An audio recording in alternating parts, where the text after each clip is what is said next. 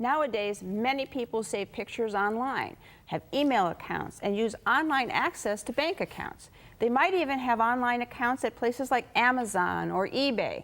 What happens to these accounts if you become incapacitated or pass away? Here to discuss the new world of digital assets is my partner, Michael Solomon. Hi, Lori. So now, I have a Facebook account. I have passwords for bank accounts. I have accounts, like I mentioned earlier, on Amazon and eBay.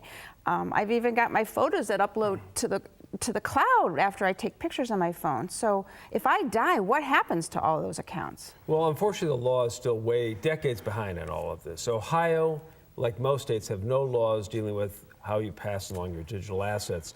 And so it's really governed by a hodgepodge of rules. Each website might have their own rules. Those are called terms of service agreements. And there's some federal law on this, believe it or not. But this federal law was passed in 1986, which in the world of the internet is really ancient. Generations ago. So, yeah. If people pass away, when people pass away, their digital assets go by a variety of different rules. Okay. Now, you mentioned each website has their own set of rules. Now, for example, I have an email account with Gmail, so how would I know what those account settings would be? Well, first of all, you should look at the agreement, which no one ever looks at, that TSA agreement. But, Google and Hotmail, for example, will let your fiduciary, the executor, look at all these records after you pass away. But Yahoo, for example, is completely different.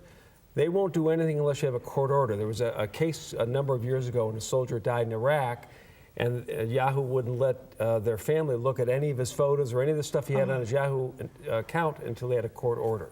Oh, man. So each company is different. Some can make it really difficult. Right. So what should we do to protect our digital assets so our loved ones can have access to them if something should happen? Well, over the next few years, I think there will be laws passed in each state. They're already trying to develop those. But in the meantime, make a list somewhere of all your passwords and all your different accounts so that someone else can look at it later on. Now, the trouble is, where do you store that? Yeah, you better keep it safe. Yeah, if you store it in a place that nobody else can get access to, you have that same problem.